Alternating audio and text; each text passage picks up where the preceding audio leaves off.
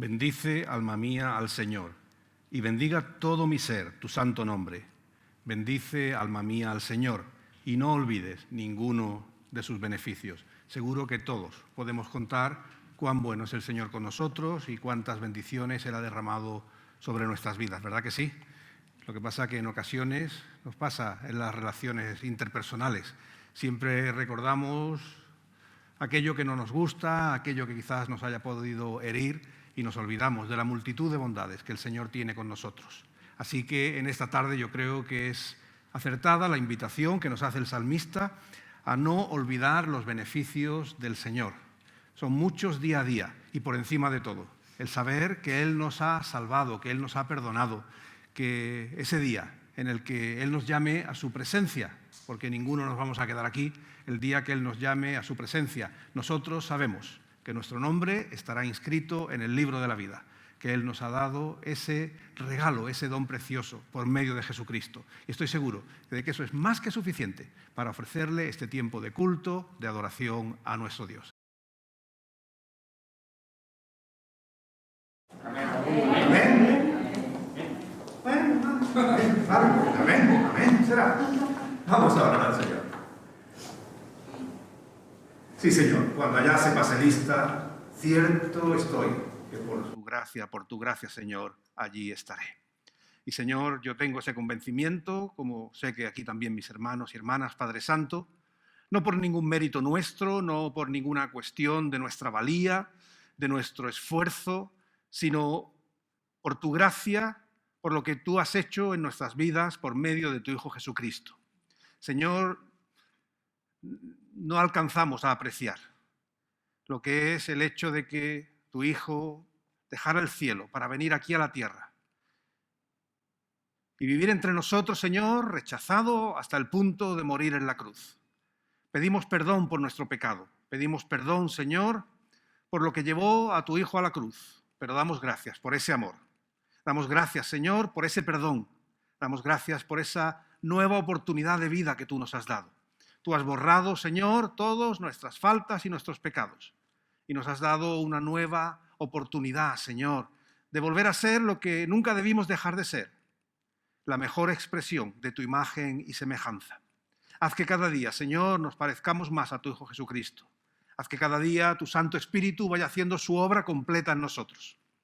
Señor y Dios, en esta tarde nos reunimos porque, movidos por esa gratitud, queremos ofrecerte la adoración que mereces. Y lo hacemos, Señor, convencidos de que estamos aquí por tu gracia, por tu amor, por tu misericordia. Recibe este tiempo de culto como una ofrenda que traemos a ti, Padre Santo. Bendice a nuestros hermanos y hermanas que no se reúnen en esta tarde con nosotros, acompáñales y guárdales donde quiera que estén, Padre Santo. Bendice a tu Iglesia Universal, que en este día ha celebrado tu nombre y te ha confesado como el Señor de sus vidas. Y Padre Santo, anhelamos ese día en el que toda tu creación doble su rodilla y confiese a Jesucristo como Señor y Salvador. Queremos ser portadores de ese mensaje de salvación. Por eso también, Señor, traemos nuestras manos para que sean útiles en la extensión de tu reino. Padre Celestial, gracias por este tiempo. Gracias por tu palabra, que sin duda es siempre de inspiración en diferentes maneras, pero siempre, Señor, nos habla a nuestras vidas. Gracias por ello. Y recibe, una vez más decimos, este culto que sale, Señor, de lo profundo de nuestros corazones. A ti te lo ofrecemos. Y oramos en el bendito nombre de Cristo y en el poder de tu Santo Espíritu. Amén.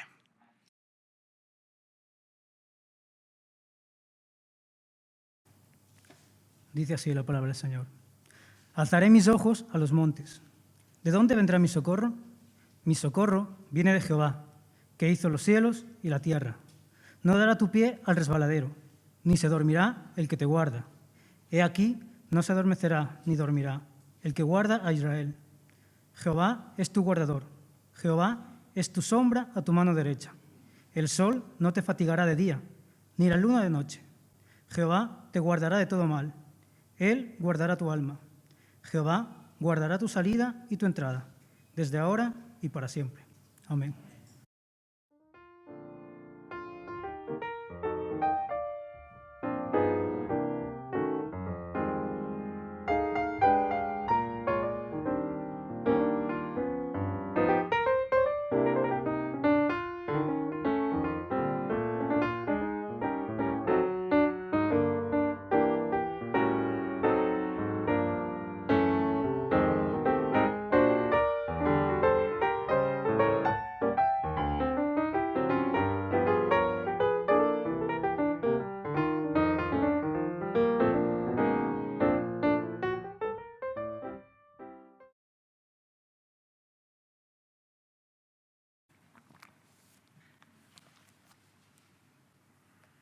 La meditación de la palabra del Señor en esta tarde la encontramos en el Evangelio de Lucas, capítulo 10, versículos 25 al 37.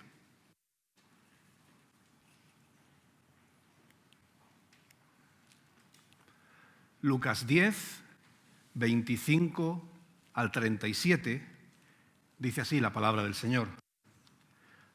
Y he aquí, un intérprete de la ley se levantó y dijo para probarle: Maestro, ¿haciendo qué cosa heredaré la vida eterna? Él le dijo: ¿qué está escrito en la ley? ¿Cómo lees? Aquel respondiendo dijo: amarás al Señor tu Dios con todo tu corazón y con toda tu alma y con todas tus fuerzas y con toda tu mente, y a tu prójimo como a ti mismo. Y le dijo: bien has respondido, haz esto y vivirás. Pero él, queriendo justificarse a sí mismo, dijo a Jesús: ¿y quién es mi prójimo? Respondiendo, Jesús dijo: un hombre descendía de Jerusalén a Jericó y cayó en mano de ladrones, los cuales le despojaron e hiriéndole se fueron dejándole medio muerto.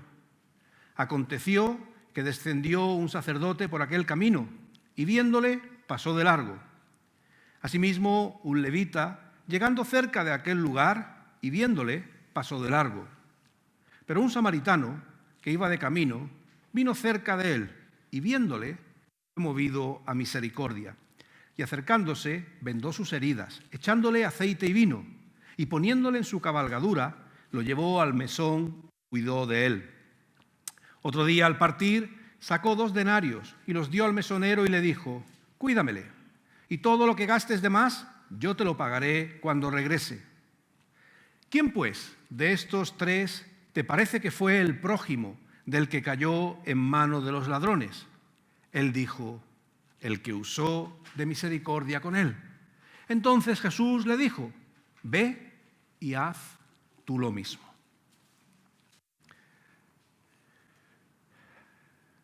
Es un texto que conocemos bien y que comienza con una pregunta que ya el propio evangelista Lucas nos dice que no es una pregunta en sí misma honesta, no es para realmente alcanzar claridad, sino que es para probar a Jesús.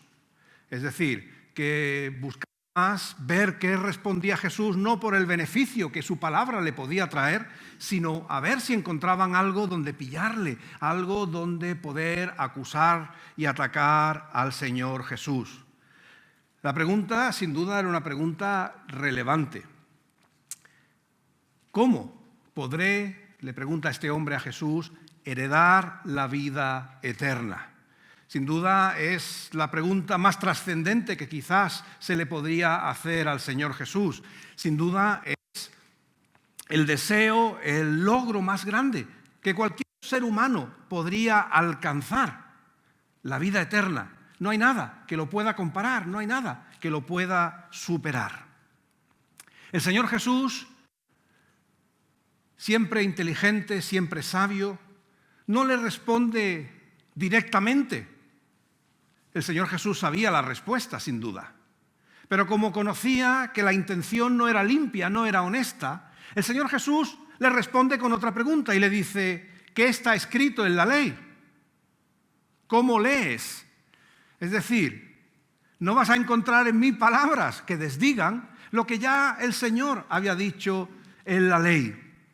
Y este hombre responde afirmando que la vida eterna se alcanza amando a Dios por encima de todas las cosas, es decir, poniendo a Dios en primer lugar, pero también se alcanza la vida eterna amando al prójimo. La vida eterna no es el logro de los beatos. La vida eterna no es el logro de los únicamente religiosos, que parece que no se acuerdan de su prójimo, de quien está a su alrededor. La vida eterna es el don de Dios para aquellos que le buscan y que también aman a los que tienen a su alrededor. La respuesta fue una respuesta clara que venía de la propia palabra de Dios, así que este hombre quizás confundido porque Jesús no le dio ninguna base, ninguna situación para poder atacarle. Dice, bueno, ¿y quién es mi prójimo? A ver si por ahí encontramos algo. ¿Quién es mi prójimo? Y esto pues va a dar paso a una parábola, a un relato que hace el Señor Jesús, en el cual va a presentar a distintos personajes. Y esto es interesante. Cuando leemos la Biblia, antes Elena lo ha hecho con el pasaje que ha leído de Sofonías, ¿verdad? Lo ha personalizado y ha puesto su nombre, se ha identificado con el texto. Una de las, herramientas interesantes a la hora de leer el texto bíblico es buscar la identificación. Y estos relatos, estas parábolas, Jesús las contaba. Y en muchas ocasiones encontramos que los personajes son diferentes. Estos personajes tienen respuestas, actitudes diferentes. Y la invitación de la parábola, la invitación del texto, es una pregunta también. ¿Con quién te identificas tú? ¿Con cuál de los personajes que aparecen en la historia realmente tú te sientes identificado? O al menos la pregunta sería, porque algunos dirían, bueno, pues me identifico, la verdad es que mi vida no ha sido muy buena y me identifico con el personaje malo de la historia, porque es el que mejor habla de lo que soy ahora. Pero quizás también podemos hacernos la pregunta, al leer el texto, ¿a qué personaje te está invitando Jesús a que te parezcas? Que sería otra forma también de sacar sentido, sacar propósito a este texto. Porque en definitiva, son textos, son pasajes ejemplificantes, es decir, que quieren establecer un ejemplo de cómo ser en nuestra vida, de cómo actuar, de cómo movernos, de cómo hacer, de cómo relacionarnos. Y en este pasaje, en esta parábola que el Señor Jesús le cuenta a este hombre, le está diciendo, a ver, ¿tú con quién te identificarías? ¿Qué actitud de la que encuentras en este texto es la que tú crees que es la que debes imitar? Y el texto nos ha dado pues estos personajes, nos ha dado el sacerdote y el levita, que tienen una actitud común, y por otro lado nos encontramos a un samaritano que tiene otra actitud diferente. Y la pregunta va a ser en el texto esa, ¿con cuál te vas a identificar? ¿Cuál va a ser la persona cuya actuación desearías que fuera también la tuya? Esto digamos que es la lectura que hacemos habitualmente del pasaje del buen samaritano. Y a veces nos olvidamos, porque casi su rol siendo central, a veces acaba siendo circunstancial. Y es la de ese hombre que fue atacado en el camino. El texto bíblico dice que era un hombre que iba de Jerusalén a Jericó. No tenemos ninguna información acerca de él. Podemos deducir, podemos pensar que quizás era pues alguien que a lo mejor había ido a Jerusalén a servicios religiosos en el templo, quizás era alguien que por negocios había ido a Jerusalén, simplemente había ido a visitar a un familiar. El texto nos hace una descripción muy neutra, un hombre, una persona, es decir, la mínima descripción posible. Y esto, como tantas cosas en la palabra del Señor, no es casual, no es accidental. Porque esa figura de esa persona herida, maltratada, abusada, que no tenemos ningún dato de ella, solamente el daño que había sufrido, es una invitación a que pudiéramos nosotros ponerle el nombre, porque podría ser cualquier persona. Todos conocemos a alguien que ha sufrido, todos conocemos a alguien que ha sido abusado, todos conocemos de alguien que ha sido maltratado. Y en este texto, esta persona encaja en esa descripción. El evangelista no provoca ni simpatías ni antipatías en la forma en que lo presenta. Es simplemente un hombre. Y ahí pues cabría cualquier ser humano. Y en esta tarde, ahí es donde me gustaría ir conduciendo la reflexión de la palabra del Señor. Y en esta descripción neutra, esta descripción aséptica, una persona, pudiéramos también nosotros poner nuestro nombre, poner nuestras circunstancias, poner nuestra vida. Abundando un poquito en la narración de esta parábola, vemos que este hombre, del que no sabemos nada, fue asaltado, fue golpeado y dejado en el camino medio muerto. Fue el tratamiento que recibió de unos que eran ladrones. Bueno, casi podríamos entenderlo, no justificarlo, por supuesto. ¿Qué se espera de unos ladrones? Pues robar, y si la persona que va a ser robada se resiste, pues usar fuerza para conseguir aquello que quieren obtener. Pero si eso era lo esperable de los ladrones, ¿qué otras situaciones podríamos encontrarnos? ¿Qué otras actitudes podríamos descubrir? Si vamos al texto, vemos que tenemos al sacerdote. Y según la parábola que el Señor Jesús nos ha contado, el sacerdote llega junto a este hombre, lo ve, no es que no se haya dado cuenta, y dice que pasó de largo. Al poco, un levita, igualmente, llega junto a este hombre, también lo ve, también pasa de largo. A veces se ha querido justificar esto diciendo que, bueno, que quizás ellos iban en camino contrario, iban hacia Jerusalén, al templo, a los servicios religiosos, y tocar a alguien medio muerto, no sabían incluso si a lo mejor estaba muerto, les hubiera hecho entrar en estado de impureza, y por eso pues no lo hicieron. Que si esa fuera la realidad ya sería bastante penoso, ¿verdad? La religiosidad no puede nunca sustituir nuestra humanidad, nuestra caridad. Pero además la ley permitía a los sacerdotes, a las personas religiosas, atender a alguien en una situación así, asistir a alguien que estaba en un estado tan grave y tan lamentable en su vida. Así que no sabemos por qué estos dos, el sacerdote y el levita, actuaron así. Solamente escuchar sus nombres, solamente escuchar hablar de ellos, estamos realmente oyendo de personas que nacen en ese oficio.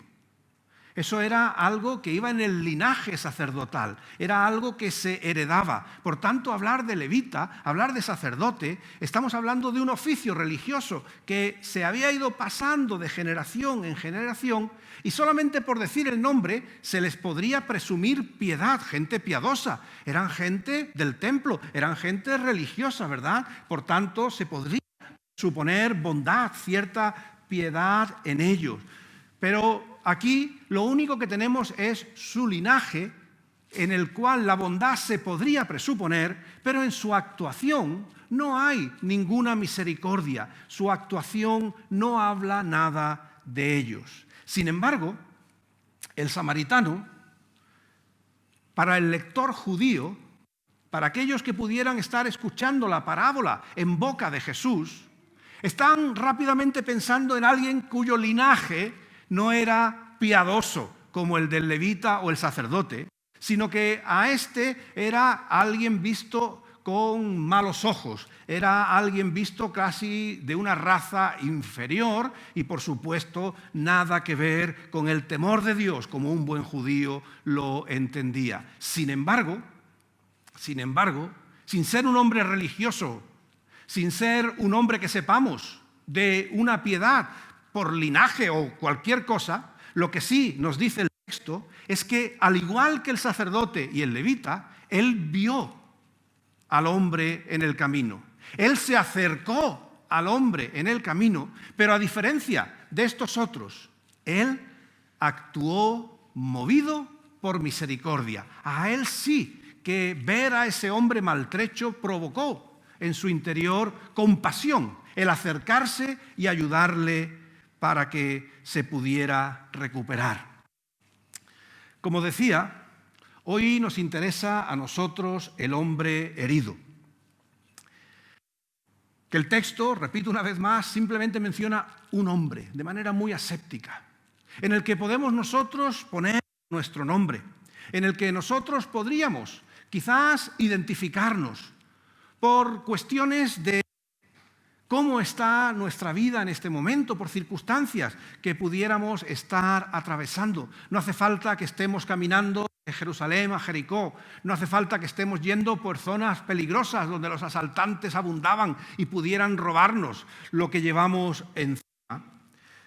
Porque la realidad es que, indistintamente del contexto que no es el nuestro, el de este hombre asaltado en el camino, nosotros también vivimos en una realidad en la que las circunstancias no nos son siempre buenas, no nos son siempre favorables. Una palabra que estamos usando mucho acerca del presente, del tiempo en el que vivimos, es que estamos en tiempos de incertidumbre. Hay mucha duda, hay muchas cuestiones que no tienen respuestas sencillas para nosotros. Los planes que teníamos a corto, medio, largo plazo empiezan a hacer agua.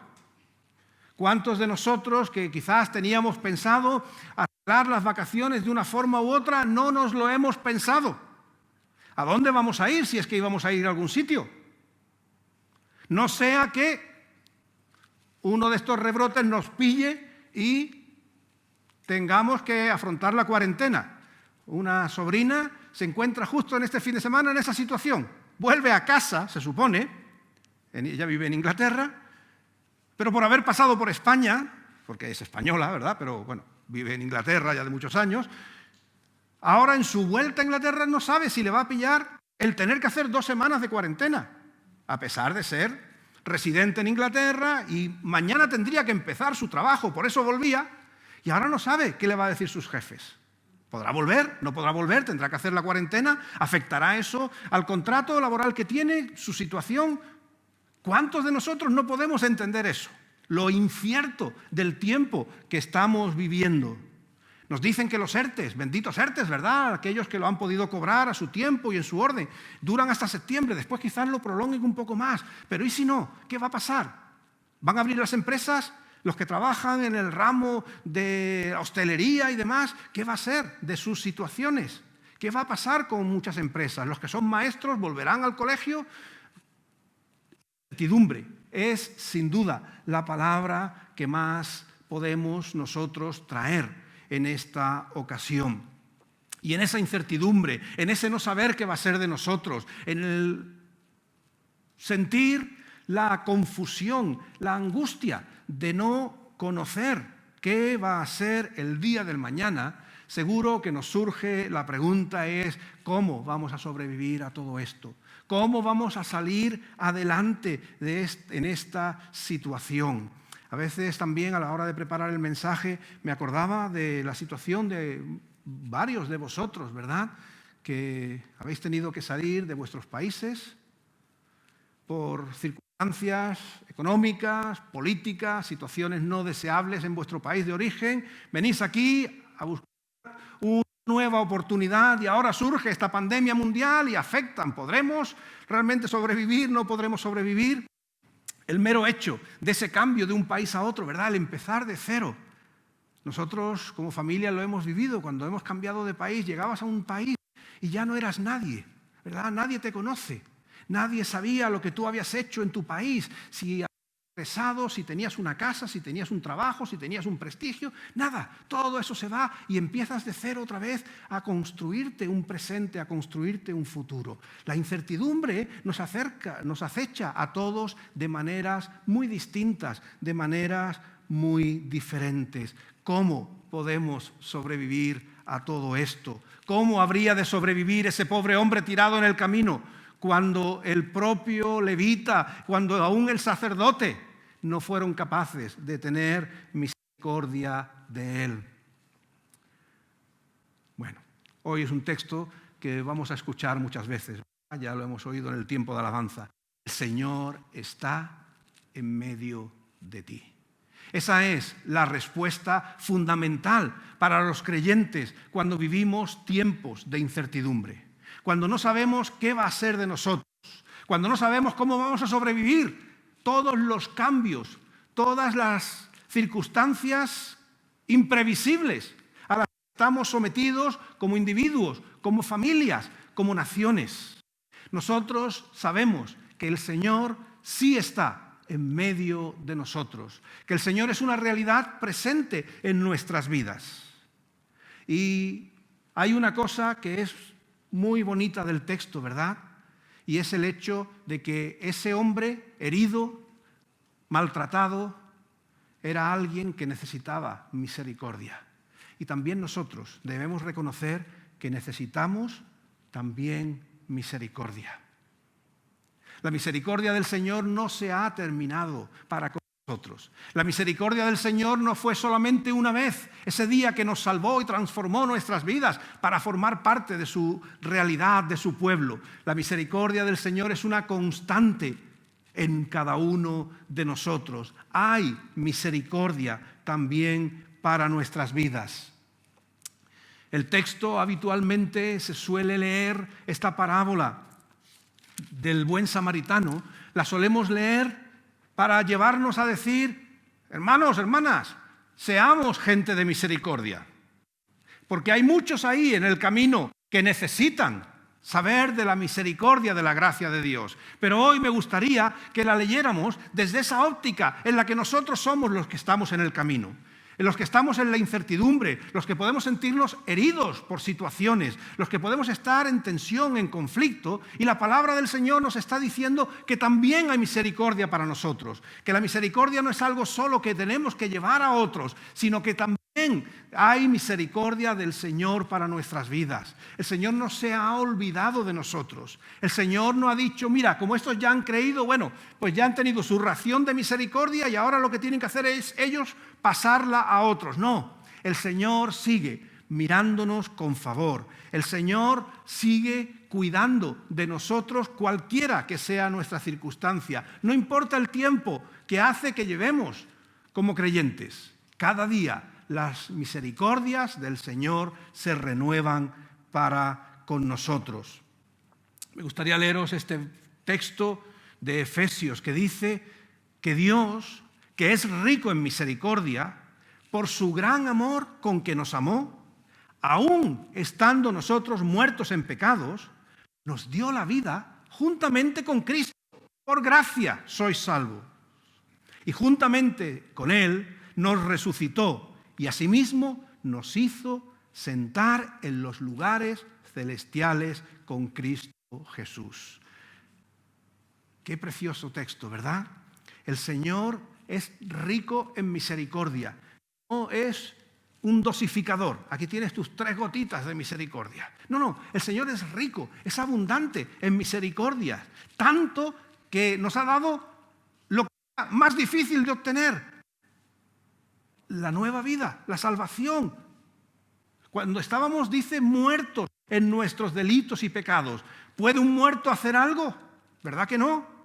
Un muerto ya no puede hacer nada de por sí. Pero la misericordia del Señor nos ha llamado a la vida cuando estábamos muertos. Y esa misericordia sigue actuando hoy en nosotros, porque dice que debemos vivir sintiéndonos como si estuviéramos en los lugares celestiales con Cristo. Es decir, estamos en la tierra, claro que sí, sabemos que no estamos todavía en el cielo, pero la experiencia de la misericordia de Dios en nuestras vidas nos tiene que hacer sentir que estamos juntamente con Cristo.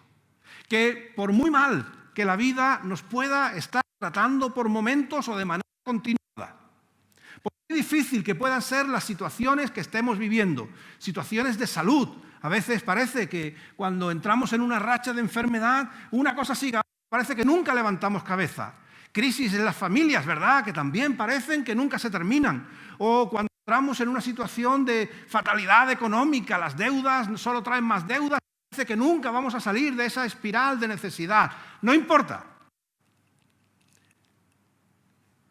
Cualquiera que sea nuestra circunstancia, la misericordia de Dios es grande para con nosotros. Él es capaz de compadecerse de nosotros. ¿Sabéis cómo se divide la palabra compadecer, verdad? Es padecer. El Señor se ha identificado tanto con nosotros, nuestros padecimientos han sido sus padecimientos. El autor de Hebreos lo dice, tenemos un sumo sacerdote como no puede haber otro, porque Él ha sido capaz de compadecerse de nosotros, de sentir lo que nosotros hemos pasado, porque lo ha vivido en sí mismo. Y ese conocimiento de nuestra necesidad, de nuestros sufrimientos, de nuestros problemas, hacen que el Señor se mueva a compasión, a misericordia para con nuestras vidas. La invitación, sin duda, en esta tarde es: dejemos que el Señor derrame su misericordia sobre nuestras vidas. ¿Imagináis lo que hubiera sido la parábola? Si cuando el samaritano se acerca al hombre herido le dice: déjame. ¿Qué hubiera sido de él? No lo sabemos, pero posiblemente, si estaba casi medio muerto, su vida hubiera acabado ahí. Había para él misericordia y recibió misericordia, y eso restauró seguramente su vida. Lo mismo sucede con nosotros. Hay misericordia del Señor para nuestras vidas, sea cual sea la circunstancia que estés viviendo. Más o menos dura, más o menos dramática. Y si a todos nos va bien, pues gloria a Dios por ello, porque también será expresión de su misericordia. Pero no nos olvidemos que Dios relaciona con nosotros con un corazón de amor, con un corazón que nos perdona, con un corazón que nos restaura, con un corazón que nos da siempre una nueva oportunidad. Esa es la misericordia del Señor. Por eso nosotros no podemos dejar que nos derroten las circunstancias ni los problemas que vivimos, sino que la gracia de Dios hace que en medio de cualquier circunstancia podamos decir que en Cristo somos más que vencedores. Esa es la misericordia de Dios con nosotros. Por eso, para terminar, recordemos las palabras que el Señor le dio al profeta Jeremías para su pueblo Israel, a ese pueblo tozudo, desobediente, en fin, que se buscaba todos y cada uno de los problemas que tenía. Aún para ellos hubo misericordia. Y le dice el Señor Jesús, el Señor Dios, nuestro Padre Celestial, le dice: con amor eterno te he amado, por tanto te prolongué mi misericordia. Y eso mismo es lo que nos está diciendo a nosotros. Seamos como seamos, estemos en el punto que estemos ahora en nuestras vidas, el Señor nos sigue amando con ese amor eterno que trae sobre nosotros misericordia. Así que, hermanos, los tiempos que vivimos son los que son. No los controlamos. En muchas maneras son ellos los que nos controlan a nosotros. Pero por encima de todo esto está el amor de Dios, cuidando de aquellos que creen en Él. Y su misericordia, su mano de misericordia, no se ha acortado para con nosotros. Así que, queridos hermanos, querida iglesia, disfrutemos de la misericordia del Señor.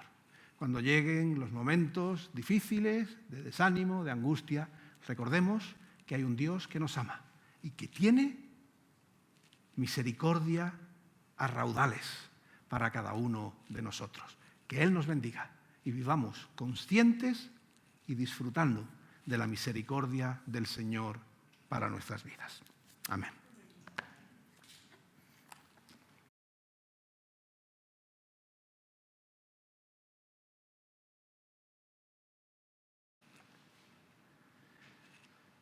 En el libro de Daniel leemos: del Señor nuestro Dios es tener misericordia y el perdonar. ¿Cómo no habríamos de enamorarnos y de querer cada día más de un Señor tan bueno para con nosotros? Te damos las gracias, Señor, en esta tarde, por la bendición de tu misericordia, inmerecida a todas luces, porque estábamos muertos en nuestros delitos y pecados, es decir, totalmente ajenos a ti, sin querer saber ni entender nada de ti. Pero tú nos has amado, Señor. Tú te has compadecido de nosotros y nos has mirado con favor y has derramado tu misericordia abundantemente en nuestras vidas. En la cruz, con tu Hijo Jesucristo, pero día a día, con la presencia de tu Santo Espíritu, guiándonos, cuidándonos, protegiéndonos, levantándonos cuando caemos, Señor, sanándonos cuando estamos heridos, pero en toda circunstancia, bendito Dios, tu misericordia es real para con nosotros. Por eso en esta tarde, Señor, clamamos a ti. Ten misericordia de nuestras vidas en aquello en lo que podamos cada uno necesitarla. Gracias, Señor, por acordarte día a día de nosotros. Y que nosotros, Señor, también llevemos misericordia a tantos que lo necesitan, porque hay abundante para todos. Gracias sea por ello, Señor.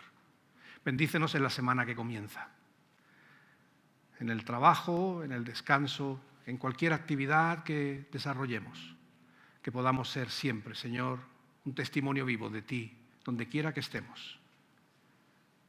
Y que tu misericordia, Señor, se transmita a través de nosotros y que esa misma misericordia alivie nuestros corazones cuando lo necesitemos.